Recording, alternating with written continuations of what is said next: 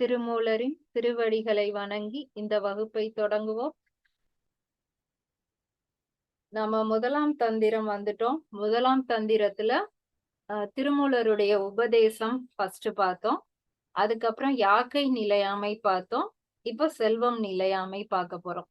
யாக்கை நிலையாமையில என்ன பார்த்தோம்? இந்த உடல் நிலைக்காது அப்படிங்கிறத அவர் பல விதத்துல நமக்கு புரிய வச்சாரு. இந்த உடல் நிலைக்காதுன்னு சொல்லும் போதே மறைமுகமா என்ன செஞ்சா இந்த உடலை நிலைக்க வைக்கலாம் அப்படிங்கிறதையும் சொன்னாரு. நம்ம இறைவனுடைய திருவடியை அடைஞ்சிட்டோம் அப்படின்னா இந்த உடலை நம்மளால நிலைக்க வைக்க முடியும், அதை அழிவில்லாம பார்க்க முடியும் அப்படின்னு சொன்னாரு. அப்ப அதே மாதிரிதான் செல்வம் நிலையாமையிலையும் எது எல்லாம் செல்வம் அப்படின்னு சொல்லி அதெல்லாம் நிலைக்காதுன்னு சொல்றாரோ, அப்ப நிலைக்கக்கூடிய செல்வம் எது அப்படிங்கிறதையும் மறைமுகமா சொல்ல போறாரு. இப்ப இந்த செல்வம் நிலையாமைய திருவள்ளுவரும் விளக்கம் கொடுத்து சொல்லியிருக்காரு. இப்ப நம்ம திருவள்ளுவர் சொன்னதுல இருந்து சில விஷயங்களை எடுத்துட்டு நம்ம பார்த்தோம்னா அது இன்னும் கொஞ்சம் நல்லா புரியும். திருவள்ளுவர் செல்வத்துக்கு இன்னொரு சொல் மாடு அப்படிங்கறத தான் நிறைய இடத்துல கொடுத்திருப்பாரு. நான் சின்ன வயசுல படிக்கும்போது என்ன பொருள் கொண்டேன்னா, மாடுனா நமக்கு தெரியும், பசு மாடு, எரும மாடு, காளை மாடு. இந்த மாடையும் செல்வத்தையும் எதனால சம்பந்தப்படுத்துறாங்க அப்படின்னு பார்க்கும்போது டீச்சர் என்ன சொல்லி கொடுத்தாங்கன்னா, இப்ப நம்ம ஒருத்தவங்க செல்வந்தர்னு எப்படி கணக்கு பாக்குறோம், அவர்கிட்ட எவ்வளவு பணம் இருக்கு, அதை வச்சு எவ்வளவு வீடு வச்சிருக்காங்க, நகை வச்சிருக்காங்க, இதை வச்சு அவங்க பணக்காரவங்க அப்படின்னு நாம முடிவு பண்றோம். அந்த காலத்துல எத்தனை மாடு வச்சிருக்காங்களோ அதை பொறுத்து அவங்க பணக்காரவங்கன்னு முடிவு பண்ணுவாங்க. அப்ப இப்ப இருக்கிற பணம் மாதிரி அந்த காலத்துல மாடு இருந்தனால மாடும் செல்வமும் ஒண்ணு அப்படிங்கிற மாதிரி எங்களுடைய டீச்சர் சொல்லி கொடுத்திருந்தாங்க. ஆனா இப்ப நமக்கு இந்த திருமந்திரம் எல்லாம் படிக்க ஆரம்பிக்கும் போது என்ன புரியுதுன்னா, மாடு அப்படிங்கிறதுக்கு உண்மையான அர்த்தமே செல்வம் தான். அந்த செல்வத்துடைய குணம் இந்த பசுக்கு இருந்தனால அந்த பசு, எருமை, காளை இது எல்லாத்தையுமே மாடு அப்படின்னு சொல்றாங்க. அப்ப அந்த மாடுங்கிறதுக்கு பொருள் செல்வம். நம்ம ஒருத்தவங்கள மாடே அப்படின்னு திட்டுறோம்னா நம்ம செல்வம்னு தான் சொல்லி அவங்கள திட்டுறோம். அந்த விலங்க சொல்லி நாம திட்டல. இப்ப மாடுங்கிறதுக்கான கரெக்ட் பொருள் செல்வம். எதனால அந்த மாடுங்கிறத இந்த விலங்குக்கு பேராக்கி இருக்காங்க அப்படின்னா, அந்த காலத்துல ஒருத்தர் இருக்காரு, அவர் ஒரு 4 மாடு வச்சு வளர்த்துக்கிட்டு இருக்காரு அப்படின்னா, அவருக்கு திடீர்னு ஏதாவது ஒரு கஷ்டம், ஏதோ ஒரு மருத்துவரை போய் பார்க்கணும் அப்படின்னா, ஒரு மாடை குடுத்துட்டு அவர் அந்த மருத்துவத்துக்கான செலவை ஈடு கட்டிக்குவாரு. அடுத்து பொண்ணுக்கு கல்யாணம்னா அந்த பொண்ணுக்குன்னு ஒரு மாடை கொடுத்து கல்யாணம் பண்ணுவாங்க. அதனாலதான் அந்த காலத்துல மாட்டு பொண்ணு அப்படின்னு சொல்லுவாங்க. அந்த பிறந்த வீட்டுல இருந்து அந்த பொண்ணு புகுந்த வீட்டுக்கு வரும்போது சில மாடுகளோட தான் அந்த பொண்ணு வரும். அந்த மாட்டை ஓட்டி வச்சுதான் அவங்க கல்யாணம் பண்ணிருப்பாங்க. மாடு நிக்காதுன்பாங்க. ஏன்னா அந்த மாடை அடுத்து ஒருத்தர் 100 மாடு வச்சு நல்லா வாழ்ந்திருக்காருன்னா அவர் இறந்து போகும்போது அவருடைய மூத்த மகனுக்கு 10 மாடு, அடுத்த மகனுக்கு 10 மாடுன்னு எல்லா மாடையும் பிரிச்சு ஓட்டிட்டு போயிருவாங்க. அப்ப இந்த மா இந்த இந்த விலங்குகளை வச்சுதான் அந்த காலத்துல எல்லாருமே அந்த சொத்தை பிரிச்சிருக்காங்க. அது போய்க்கிட்டே இருக்கு. அப்ப அந்த செல்வம், அந்த மாடினுடைய குணம் இந்த விலங்கு கிட்ட அமைஞ்சனால அந்த மாடு அப்படிங்கிறத இந்த விலங்குகளுக்கு பேரா வச்சிருக்காங்க. இப்ப மாடு அப்படின்னு சொல்றது செல்வம். அது எதனால அதுக்கு வச்சிருக்காங்க, அது ஒரு இடத்துல இருக்காது, அது அந்த இடத்த விட்டு போய்கிட்டே இருக்கும். எப்பயுமே ஒருத்தர்கிட்டே அந்த மாடு இருக்காது. அடுத்த ஜெனரேஷனுக்கு அதை கொடுத்துட்டு இவங்க ஒண்ணுமில்லாம போயிட்டே இருப்பாங்க. அந்த மாதிரி ஒரு மாதிரி இருக்கிறதுக்கு பெயர் தான் மாடு, செல்வம் அப்படிங்கிறது. அதனாலதான் திருவள்ளுவர் மாடு அப்படிங்கிற அந்த சொல்லையே அது விட்டு போயிரும், சென்று விடும் அப்படிங்கிறதுக்காக தான். நம்மளுடைய பிள்ளைங்களையும் செல்வன், செல்வி அப்படின்னு தான் சொல்லுவாங்க. ஏன்னா அது நம்ம கிட்ட இருக்காது. ஒரு நாள் எல்லாமே நம்மளை விட்டு போயிரும், நம்மளுடைய மகள், மகன் போயிருவாங்க அப்படிங்கறனால அவங்களுக்கு செல்வன், செல்வி அப்படின்னு பேர் வச்சிருக்காங்க. அடுத்து இன்னொரு திருக்குறள்ல ஈஸியா அந்த செல்வத்துடைய தன்மைய புரிய வச்சிருப்பாரு. அந்த காலத்துல அவர் எழுதும்போது அத வந்து ஒரு கூத்து பாக்குற இடத்தோட கம்பேர் பண்ணி எழுதியிருப்பாரு. நம்ம எப்படி புரிஞ்சுக்கலாம்னா, ஒரு தியேட்டருக்குள்ள நாம எப்படி போவோம்? அப்படியே நெறைய பேர் வந்து உள்ள வருவாங்க. அந்த நெறைய பேர் உள்ள வர்றது தான் நாம ஈட்டக்கூடிய செல்வம் அப்படின்னு சொல்லி கற்பனை பண்ணிக்க சொல்றாரு. இப்ப நான் இருக்கேன் அப்படின்னா, என்கிட்ட வரக்கூடிய செல்வம் வந்து எப்படி அந்த ஒரு தியேட்டருக்குள்ள ஒரு புது படம்னா எல்லாரும் எப்படி போவாங்க? அந்த கொஞ்சம் கொஞ்சமா ஒவ்வொருத்தரா வருவாங்க. ஒரே பாதையில தான் வருவாங்க. அதே மாதிரி தான் இந்த செல்வம்ங்கிறது கொஞ்சம் கொஞ்சமா நம்மள தேடி ஒரே பாதையில நம்ம கிட்ட வந்துகிட்டே இருக்கும். நம்ம அந்த தியேட்டருக்குள்ள போம்போது நமக்கு ஒரு சந்தோஷம் இருக்கும். அதே மாதிரி தான் அந்த செல்வம் வரும்போது நம்மகிட்ட ஒரு சந்தோஷம் இருக்கும். அந்த படம் பார்த்துட்டு இருக்கிற வரைக்கும் சந்தோஷம் இருக்கும். அந்த செல்வம் நம்மகிட்ட இருக்கிற வரைக்கும் நம்மகிட்ட ஒரு சந்தோஷம் இருக்கும். படம் முடிஞ்ச அடுத்த செகண்ட் என்ன ஆகும்னா, எல்லாரும் வந்து அ வந்த பாதையிலே போணும்னு அவசியம் இல்ல. எங்கிட்டு இடம் இருக்கோ அங்கிட்டு எல்லாம் வந்து அந்த பாதைகள் எல்லாம் போயிருவாங்க. நெறைய பாதை இருக்கும். எல்லாத்துலயும் போயிருவாங்க. அந்த அதே மாதிரி தான் செல்வமும் வந்து அ எவ்வளோ காலம் நம்மகிட்ட இருக்கும்னு கணக்கு இருக்கு. அது முடியும்போது ஏகப்பட்ட பாதைகள் வழியா அது வந்து நம்மள விட்டு போயிரும். போகும்போது நம்ம எப்படி வரும்போது உள்ள இருந்த அதே மகிழ்ச்சி நமக்கு போகும்போது இருக்காது. போகும்போது சோர்வாயிடுவோம். 3 மணி நேரம் ஒரே இடத்துல உட்கார்ந்து பார்த்த அந்த ஒரு சோர்வோட போகும். அதே மாதிரி தான் அந்த செல்வம் நம்மள விட்டு போகும்போதும், நமக்குள்ள ஒரு சோர்வ வந்து அது ஏற்படுத்திட்டு போகும். எல்லாரும் அ எப்படி ஒவ்வொருத்தரா வந்து சேர்றதுக்கு எவ்வளோ டைம் ஆச்சு. ஆனா போறதுக்கு வேகமா முடிஞ்சிரும். எல்லாமே கலைஞ்சு போயிரும். அதுக்கப்புறம் வந்து ஒரு வெறுமை தான் இருக்கும். அதே மாதிரி தான் இந்த செல்வம் வந்து, இருந்து, சென்ற பிறகு நம்மகிட்டயும் ஏற்படும் அப்படிங்கிறத அந்த குறள்ல வந்து திருவள்ளுவர் சொல்லியிருப்பாங்க. அதே மாதிரி தான் செல்வம் நிலையாமைல திருமூலரும் வந்து 9 பாடல்கள் வந்து சொல்லியிருக்காங்க. நம்ம ஒவ்வொரு பாடல்களா பார்க்கலாம். இன்னைக்கு பார்த்தது போக அடுத்த வகுப்புல மீதி பாடல்கள் பார்க்கலாம். 168வது பாடல். அருளும் அரசனும் ஆணையும் தேரும் பொருளும் பிறர் கொள்ளப் போவதன் முன்னம் தெருளும் உயிரொடும் செல்வனைச் சேரில் மருளும் பிணை அவன் மாதவம் அன்றே.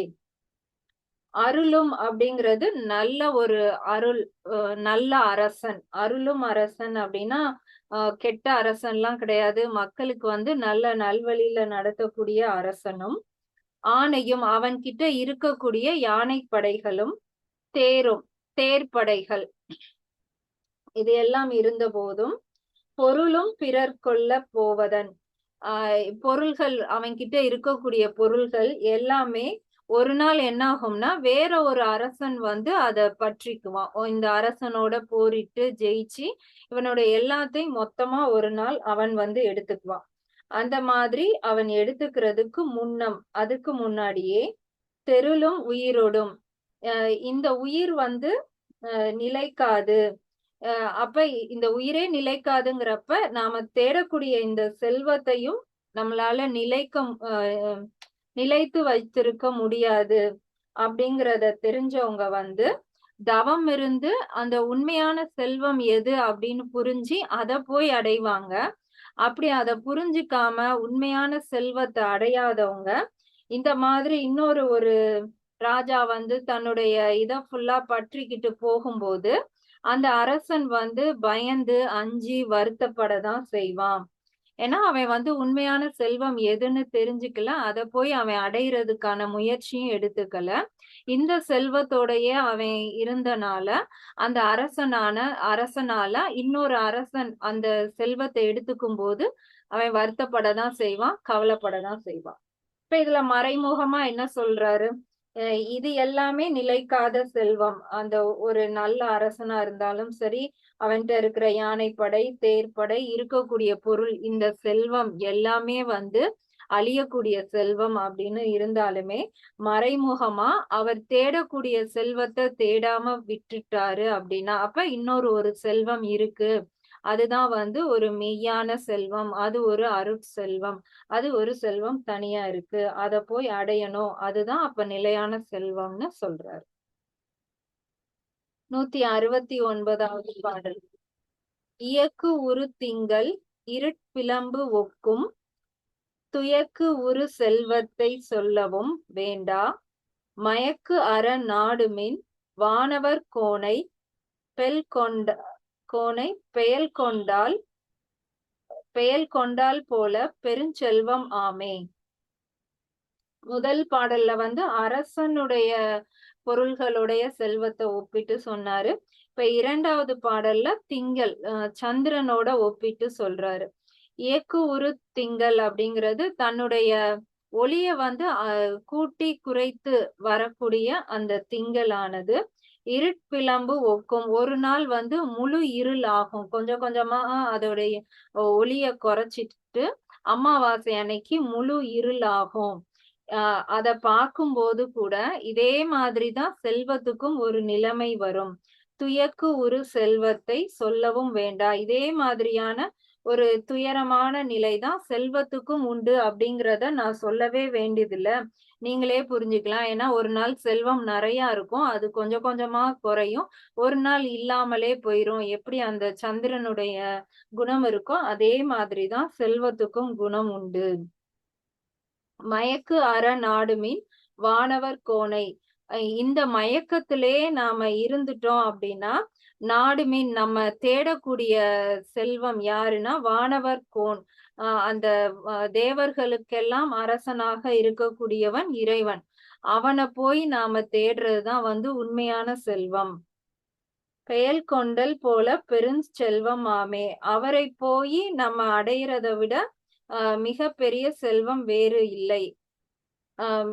அவர் வந்து எப்படி இருக்காருன்னா ஒரு கரிய மலை மேகம் எப்படி இருக்குமோ அதே மாதிரி இருக்கிற அந்த இறைவனை போய் அடையிறதை விட நம்ம வேற செல்வம் எதுவுமே இல்ல. இந்த செல்வத்துல எல்லாம் இருந்து நாம மயக்கத்திலே இருந்தோம் அப்படின்னா எப்படி அந்த பௌர்ணமியில இருந்து அமாவாசைக்கு வந்து ஒண்ணுமே இல்லாம போகுதோ அதே மாதிரி இந்த செல்வமும் கொஞ்சம் கொஞ்சமா அழிஞ்சு ஒரு நாள் இல்லாம போயிடும். அப்ப அதுல போய் நம்ம வந்து நேரத்தை வீணடிக்க கூடாது. அந்த தேவர்களுடைய அரசனான இறைவன் தான் உண்மையான செல்வம். அவரை போய் அடையிறதுக்கு தான் நாம வந்து நேரத்தை செலவழிக்கணும். அத சொல்ல வர்றாரு. 170வது பாடல். தன்னது சாயை தனக்கு உதவாது கண்டு என்னது மாடு என்று இருப்பார்கள் ஏழைகள் உன் உயிர்ப்போம் உடல் ஒக்க பிறந்தது கண்ணது கான் ஒளி கண்டு கொள்ளீரே. இப்ப இந்த பாடல்ல வந்து செல்வம் அப்படிங்கிறத சாயை நம்மளுடைய நிழலோட ஒப்பிட்டு சொல்றாரு.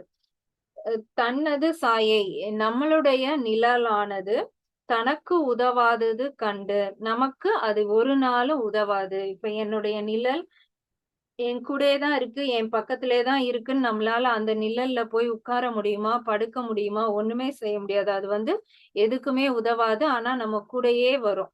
அதே மாதிரிதான் நம்மளுடைய சொத்தும் அப்படின்னு சொல்றாரு.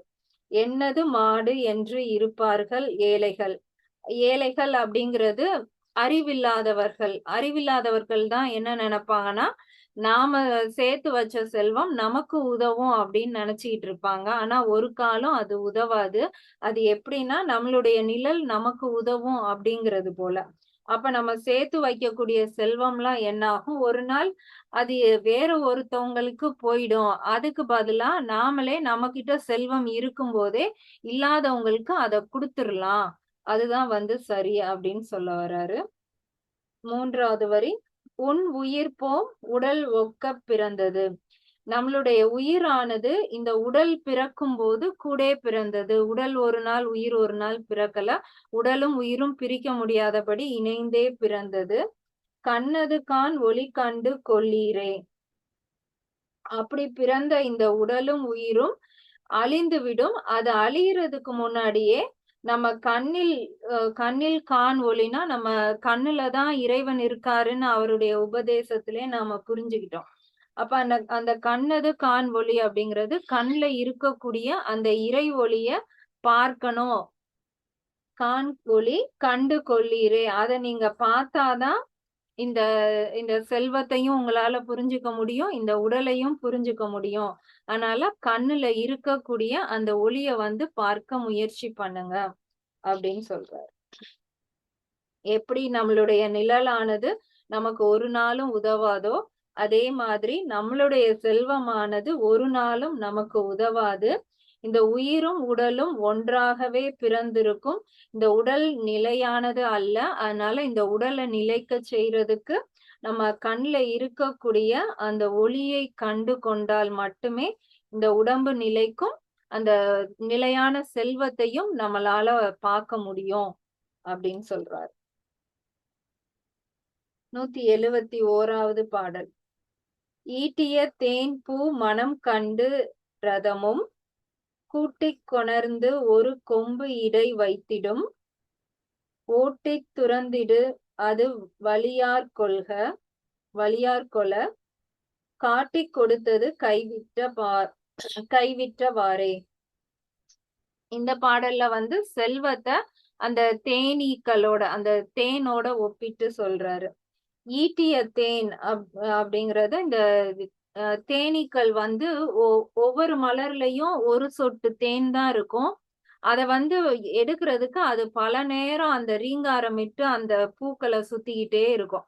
அந்த பூக்குள்ள தேன் இருக்கா இல்ல வேற வண்டி எதுவும் வந்து குடிச்சிட்டு போயிருச்சான்னு அவ்வளவு தூரம் கஷ்டப்பட்டு ரொம்ப நேரம் முயற்சி பண்ணி அதுல இருக்கக்கூடிய அந்த சிறு துளி தேனை வந்து எடுத்துட்டு போகும். அதுல இருக்கக்கூடிய அந்த ரசம் அந்த ரசத்தை வந்து அதை எடுத்துட்டு போகும். கூட்டிக் கொணர்ந்து ஒரு கொம்பிடை வைத்திடும். மரத்துல எங்கேயாவது ஒரு கிளையில போய் அது கொஞ்சம் கொஞ்சமா அத வந்து சேர்த்துக்கிட்டே இருக்கும். ஓட்டி துறந்திட்டு அது வலியார் கொள.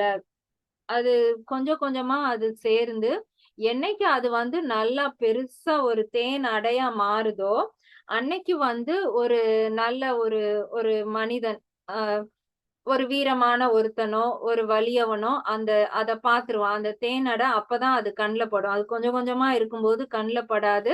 நல்லா பெருசான உடனே அவனுடைய கண்ல வந்து பற்றும். காட்டிக் கொடுத்தது கைவிட்டவாறே. இப்ப அந்த செல்வமே தான் அந்த அந்த தேனே தான் காட்டி கொடுத்துருச்சு. கொஞ்சம் கொஞ்சமா இருந்தவரை அது தெரியல. எப்ப அந்த தேன் அதிகமா பெருசாகுதோ அப்ப அந்த தேனே வந்து மற்றவங்களுக்கு காட்டி கொடுத்துருச்சு. இங்க தேன் இருக்குன்னு காட்டி கொடுத்துருச்சு. அப்ப இன்னொருத்தவங்க போய் அந்த தேனை வந்து எடுத்துடுறாங்க. இப்ப இதே மாதிரிதான் செல்வமும் நாம வந்து கஷ்டப்பட்டு கொஞ்சம் கொஞ்சமா அதை சேர்ப்போம். ஒரு காலகட்டத்துல என்ன ஆகும்னா அந்த செல்வம் நிறைய ஆயிடுச்சுங்கிறப்ப அந்த செல்வம் நம்மள அறியாம நம்மளே வந்து என்கிட்ட இவ்வளவு செல்வம் இருக்குன்னு காமிச்சுக்கிற மாதிரி ஏதாவது ஒரு வேலையை செய்திருவோம். நம்ம செஞ்ச அந்த வேலையினாலேயே பல பேர் வந்து அந்த செல்வத்தை வந்து கவர்ந்துட்டு போயிருவாங்க. எப்படி அந்த தேனி வந்து கஷ்டப்பட்டு எடுத்தத ஒரு வலியவர் வந்து எடுத்துட்டு போயிடுறாரோ அதே மாதிரி நம்ம சேர்க்கக்கூடிய செல்வமும் ஒரு காலத்துல இன்னொருத்தரால எடுத்துக்கப்படும். 172வது பாடல். தேற்றி தெளிமீன் தெளிந்தீர் கலங்கன்மின ஆற்றுப் பெருக்கில் கலக்கி மலக்காதே மாற்றிக் களைவீர் மறுத்து உங்கள் செல்வத்தை கூற்றன் வருங்கால் குதிக்கலும் ஆமே. தேற்றி தெளிமீன் அப்படிங்கிறது இந்த நிலையற்ற இந்த உலகத்துல நாம பார்க்கக்கூடிய அனைத்துமே எப்படி இருக்கும்னா அந்த நிலை இல்லாததா இருக்கும். தெளிந்தீர் கலங்குமின் இது வந்து எது நிலையானது எது நிலையற்றது அப்படின்னு தெரிந்த பிறகு ஆற்று பெருக்கில் கலக்கி மலக்காதே. ஒரு ஆற்று நீர் வெள்ளம் வரும்போது எப்படி எல்லாத்தையுமே அது வந்து அடிச்சிட்டு போயிருமோ அதே மாதிரி ஒரு நாள் நம்ம கிட்ட இருக்கக்கூடிய செல்வமும் வந்து அடித்துட்டு போயிரும். மாற்றி களைவீர் மறுத்து உங்கள் செல்வத்தை. அப்ப நம்ம வந்து இதுலயே இந்த செல்வத்திலே இல்லாம இது எல்லாமே ஆற்றுல அடித்துட்டு போகக்கூடிய செல்வம் போல ஒரு நாள் நம்மள விட்டு போயிரும். அப்ப என்னைக்குமே போகாத செல்வம் எது அப்படின்னு சொல்லி ஒரு செல்வம் இருக்கா அப்படின்னு நம்ம அதை தேடி பார்க்கணும். அதை தேடி பார்க்கும்போதுதான் நமக்கு என்ன தெரியும்னா, கூற்றன் வருங்கால் குதிக்கலும் ஆமே. அந்த நம்மள யமதர்மன் வந்து நம்மள கூட்டிட்டு போகும்போது, என்கிட்ட இந்த செல்வம் இருந்துச்சு, அந்த செல்வம் இருந்துச்சு, நீ எது சொன்னாலும் அவன் வந்து கேட்க மாட்டான். நம்மள கூட்டிட்டு தான் போவான். ஆனா அந்த நிலையான செல்வம் இறைவனை வந்து நான் அடைஞ்சிட்டேன் அப்படின்னா, அந்த யமனால கூட நம்மள கூட்டிட்டு போக முடியாது. அந்த செல்வம் நம்மகிட்ட இருக்கும்போது, நமக்கு வந்து இறப்பு வராது அப்படிங்கிறத தான் வந்து மறைமுகமா சொல்றாரு. அப்ப தேற்றி தெளிமின் அப்படின்னா, இந்த நிலையற்ற உலகத்துல, நிலையற்ற செல்வங்கள்ல எது நிலைக்கும் அப்படின்னு நாம வந்து தெளிவா தெரிஞ்சுக்கணும். அது அது தெரிந்த பிறகு அதுல நமக்கு இந்த செல்வம்லாம் நமக்கு தேவையில்ல அப்படின்னு தெரிஞ்சதுக்கு அப்புறம், எந்த கலக்கமும் இல்லாம நாம வந்து இருக்கணும். ஏன்னா, அந்த செல்வம் எல்லாமே ஆற்று பெருக்குல எப்படி ஒரு நீரானது எல்லாத்தையும் எடுத்துட்டு போயிருமோ, அதே மாதிரி அனைத்து செல்வமும் போயிரும். போகாத செல்வம் எது அப்படிங்கிறத நாம உணர்ந்த பிறகு, அந்த செல்வத்த மட்டும் நம்ம பெற்றுக்கிட்டோம்னா, எக்காலத்திலும் நமக்கு வந்து அந்த இறப்புங்கிற ஒண்ணு வந்து இருக்காது. 173வது பாடல். மகிழ்கின்ற செல்வமும் மாடும் உடனே கவிழ்கின்ற நீர்மிசைச் செல்லும் களம் போல் அவிழ்கின்ற ஆக்கைக்கு ஓர் வீடு பேறு ஆகச் சிமிழ் ஒன்று வைத்தமை தேர்ந்து அறியாரே. மகிழ்கின்ற செல்வம் அப்படிங்கிறது நமக்கு எது எல்லாம் மகிழ்ச்சிய தரும் அப்படிங்கிற செல்வம். மாடும் உடனே நமக்கு பரம்பரையா நம்ம கூடயே வரக்கூடிய செல்வம் அதுதான் வந்து அந்த மாடும் அப்படிங்கிறது. நம்மகிட்ட வரக்கூடிய செல்வம். இது எல்லாமே நமக்கு மகிழ்ச்சிய தரக்கூடிய செல்வமா இருக்கலாம். கவிழ்கின்ற நீர்மிசை செல்லும் களம் போல.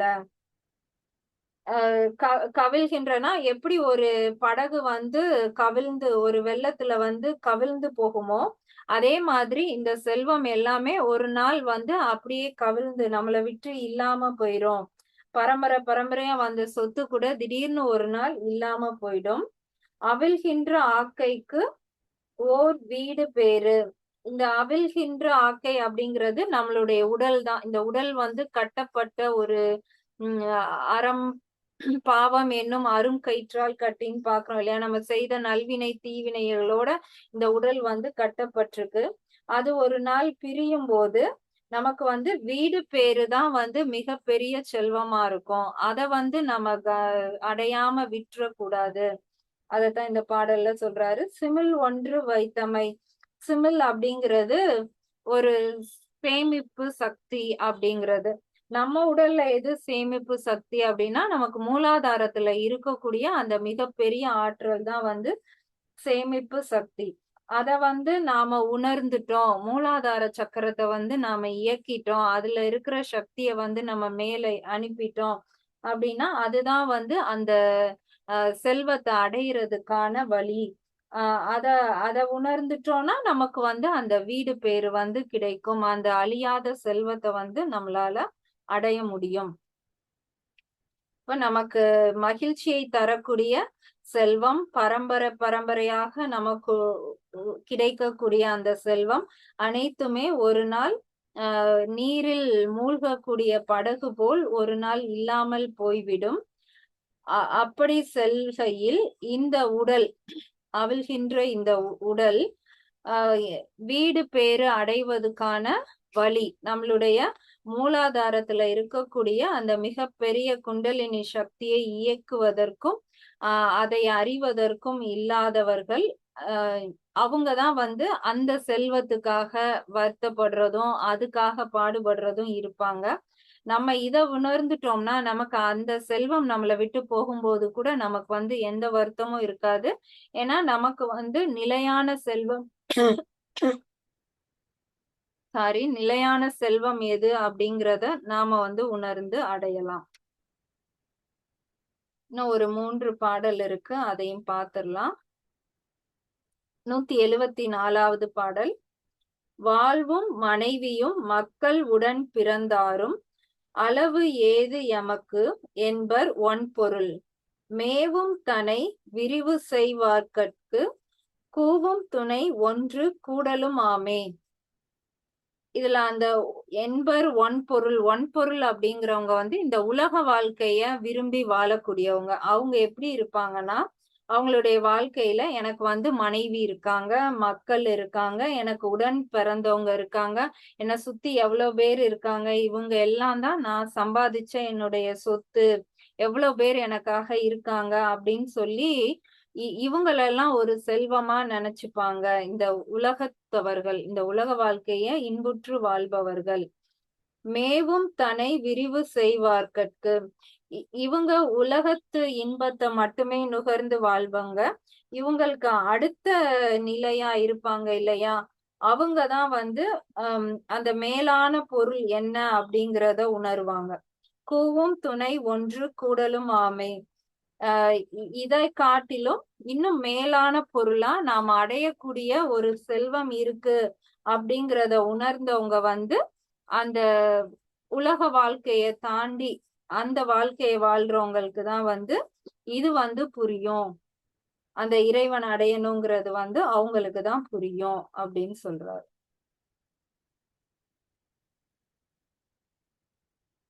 ஒன்பொருள் அப்படிங்கிறவங்க ஒளியை உடைய பொருள். இந்த உலக வாழ்க்கையை வாழ விரும்புபவர்கள் தன்னை சுற்றி இருக்கக்கூடிய மற்ற உறவுகள் அனைத்தையும் தன்னுடையது என்று எண்ணி விரும்புபவர்கள். அதற்கும் மேலான ஒரு பொருள் இருக்கு என்பதை உணர்ந்தவர்கள் அடுத்த நிலைக்கு சென்று அந்த இறை நிலையை அடைய இருப்பவர்கள். அப்ப நமக்கு வந்து இப்ப இது எல்லாம் இந்த சொத்து செல்வம் இதெல்லாம் செல்வம் இல்ல, நம்மளுடைய மனைவி மக்கள் தான் நம்மளுடைய செல்வம் அப்படின்னு நினைச்சாலும் நாம வந்து இந்த உலக இன்பத்துக்குள்ளேதான் இருப்போம். அப்ப அதையும் தாண்டி அடுத்து ஒரு மேலான பொருள் இருக்குன்னு நம்ம போகணும் அப்படிங்கிறதுக்காக இந்த பாடலை வந்து சொல்லியிருக்காரு. 175வது பாடல். வேட்கை மிகுந்தது மெய்கொள்வார் இங்கு இல்லை, பூட்டும் தறி ஒன்று போம் வழி 9, நாட்டிய தாய் தமர் வந்து வணங்கி பின் காட்டிக் கொடுத்து அவர் கைவிட்டவாறே. இப்ப நம்மளுடைய செல்வம் வந்து நம்மளுடைய மனைவி மக்களோ உடன் பிறந்தவர்களோ இல்ல அப்படின்னு சொல்லிட்டோம். எதனால அவங்கெல்லாம் இல்ல அப்படின்னு சொல்றாங்கன்னா, வேட்கை மிகுந்தது மெய்கொள்வார் இங்கு இல்லை. நமக்கு வந்து இந்த இந்த மனைவி மக்கள் அப்படின்னு இந்த உலக வாழ்க்கையிலே நம்மளுடைய ஆசையோட அப்படியே இருந்துட்டோம்னா, இதை விட மேலான ஒரு பொருள் வந்து இங்க இருக்கா இல்லையா அப்படிங்கிறதையே நாம வந்து உணராம போயிருவோம். அப்படி இருக்கிறவங்க எப்படி இருப்பாங்கன்னா, பூட்டும் தறி ஒன்று. இந்த உடலுக்குள்ள இந்த உயிரை வச்சு பூட்டுறதுக்கு வந்து ஒரு வழிதான் இருக்கு, போகும் வழி 9. ஆனா அந்த உயிர் இந்த உடலை விட்டு போறதுக்கான வழி 9. 9 வழிகள் என்னன்னு நம்ம ஏற்கனவே பார்த்தோம், நவத்வாரங்கள் இருக்குன்னு. அப்ப பூட்டும் வழி 1 அப்படின்னா, இந்த உடலுக்குள்ள உயிர் வந்து எப்படி வந்துச்சுன்னா, நம்மளுடைய உச்சந்தலையில இருக்கக்கூடிய அந்த ஒரு ஒரு துவாரம் வழியாதான் இந்த உடலுக்குள்ள அந்த உயிர் வந்திருக்கு. அது போய் அந்த சுழுமுனை நாடியில வச்சு அது பூட்டப்பட்டுருச்சு.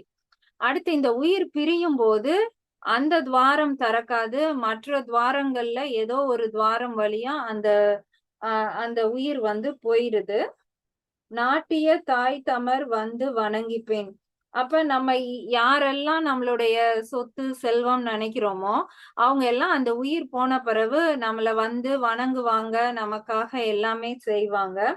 காட்டிக் கொடுத்து அவர் கைவிட்டவாறே. அவங்கள வந்து அந்த யாக்கை நிலையாமையில சொன்னாங்க இல்லையா, அதே மாதிரிதான் அந்த உடலுக்கு வந்து பிணம் அப்படின்னு ஒரு பேர் வச்சு அவங்கள வந்து சுடுகாட்டுக்கு கொண்டு போய் வச்சு எரிச்சிருவாங்க, அவ்வளவுதான். அப்ப நம்ம எவ்வளவுதான் அவங்கள சொத்து செல்வம் அப்படின்னு நாம நினைச்சாலுமே நம்ம உயிர் போகும்போது அவங்களால ஒண்ணும் பண்ண முடியாது, நமக்காக அழதான் முடியும், வேற ஒண்ணுமே பண்ண முடியாது. அப்ப நமக்கு யாருதான் அப்ப மெய்ப்பொருள் அப்படின்னா, அந்த இறைவன் ஒருவன் தான் வந்து மெய்யான செல்வம், நிலைத்த செல்வம் அவர் ஒருவர் தான். 176வது பாடல்.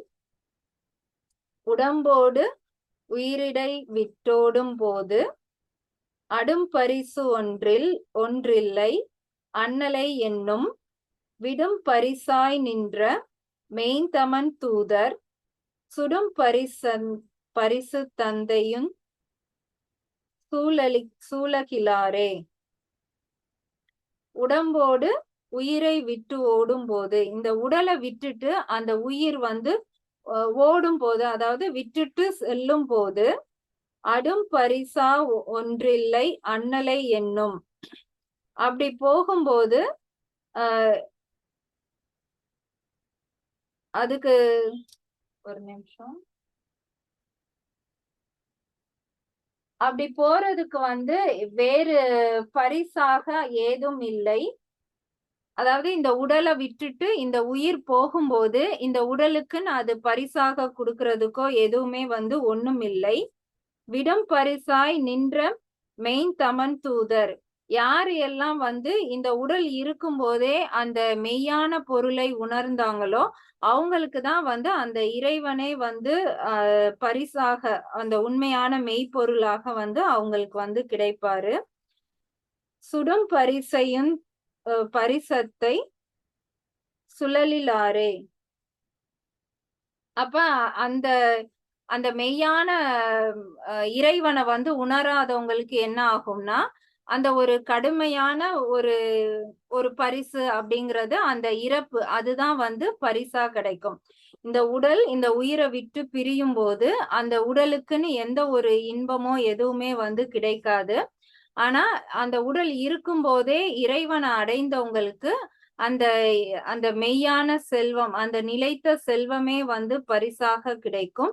அந்த மாதிரி இறைநிலையா உணராதவங்களுக்குன்னு எந்த விதமான ஒரு இதுவுமே வராது. அவங்க வந்து ஒரு துன்பமான ஒரு நிலையில தான் வந்து அவங்களுடைய முடிவை வந்து தேடிப்பாங்க. அவங்க வந்து அந்த வேதனையோட தான் அவங்க வந்து முடிப்பாங்க.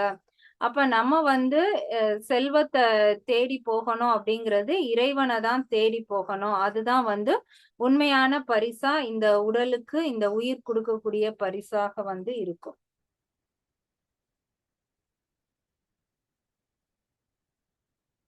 இதோட அந்த செல்வம் நிலையாமை வந்து முடியுது.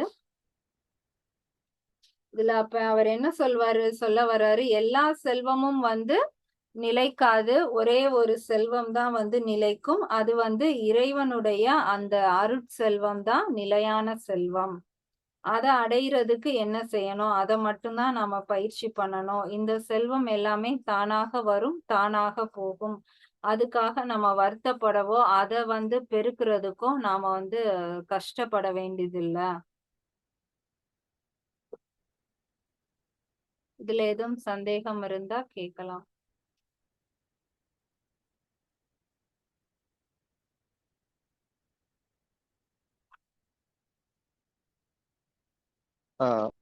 வணக்கம். ஒரு கேள்வி. இப்ப செல்வம் நிலையாமை கேக்குதுங்களா? கேக்குது சார், சொல்லுங்க சார். செல்வம் நிலையாமை அது வந்து அதுக்காக நம்ம வந்து கஷ்டப்பட தேவை, அது வரும் போகும் அப்படின்ட்டு எல்லாருமே இந்த உலக இயக்கன்றதே ஆசைய அடிப்படையா வச்சுதான் இயங்குது. ஸோ ஒவ்வொருத்தரும் அந்த ஆசையை நிறைவேற்றுறது தான் வந்து இயங்குறாங்க. ஸோ அது போல வந்து செல்வம் நிலையாம இந்த தத்துவத்தை எல்லாருமே ஏத்துக்கிட்டாங்கன்னு ஒரு கற்பனைக்காக நம்ம வச்சுட்டா இந்த உலக இயக்கமே வந்து ஒரு இதுவா போயிட்டு இருக்குங்க. அது அது திருமூலர் அப்படிதான் விரும்புறாரா?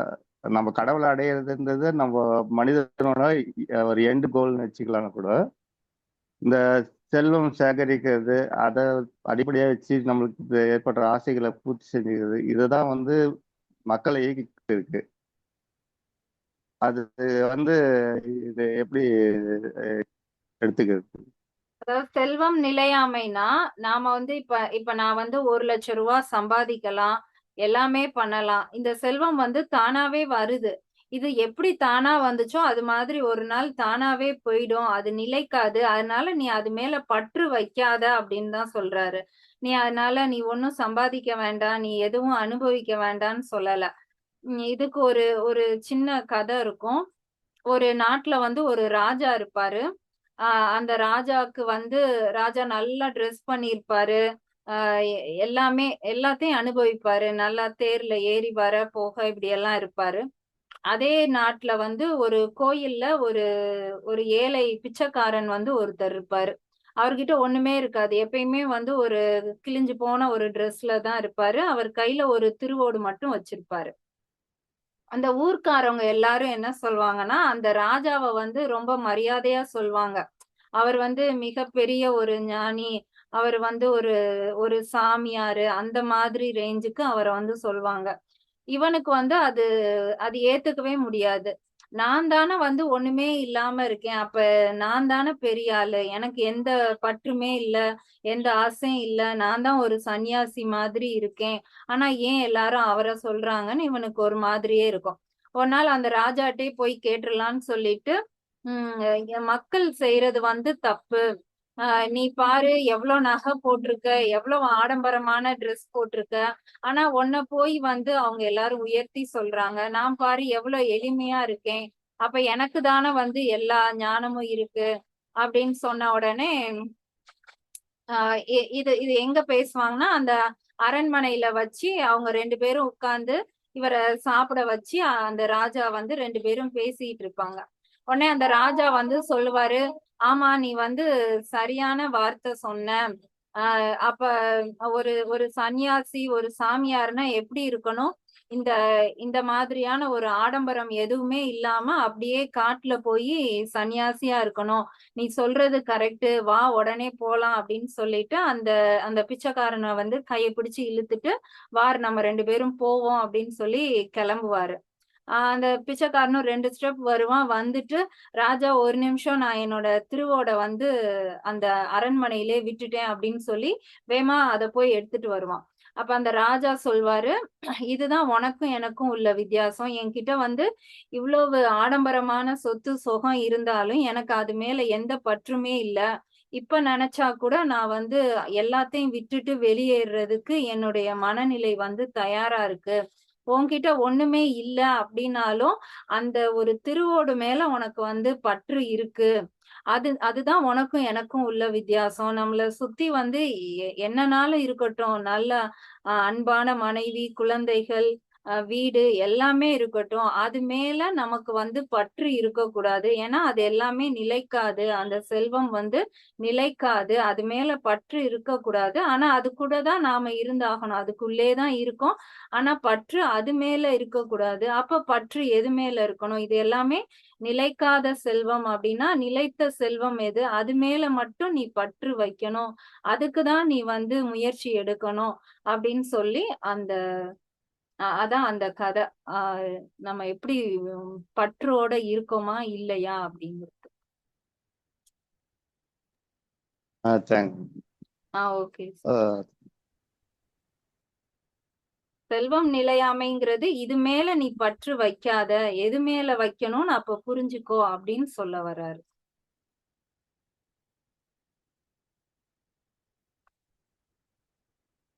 Thank you ma'am.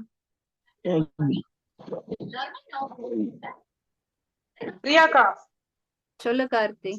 அந்த நீங்க தியேட்டர் எக்ஸாம்பிள் சொன்னது கொஞ்சம் ஈஸியா இருந்தது புரியறதுக்கு ஒண்ணு.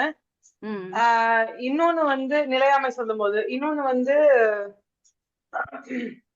அந்த நம்மளோட உடம்பு நம்ம ஷேடோ நம்ம கூடயே இருக்கும், ஆனா அது நமக்கு யூஸே கிடையாதுன்னு சொன்னீங்கல்ல.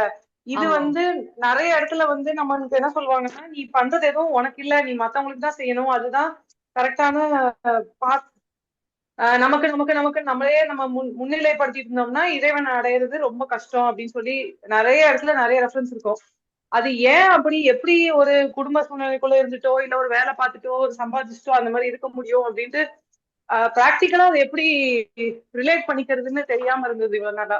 சோ அந்த எக்ஸாம்பிள்ஸ் ஐ மீன் அந்த பார்ட்ஸ்ல நீங்க எக்ஸ்பிளைன் பண்ணும்போது அதுவும் கொஞ்சம் ஈஸியா புரிஞ்சுது. ஓகே, நம்ம கூடயே தான் இருக்கு, எப்பயுமே நம்ம கூடயே தான் இருக்கு, பட் அதனால நமக்கு ஒரு பலனும் இல்லை அப்படிங்கிறது அது ஒண்ணு நல்லா புரிஞ்சுது.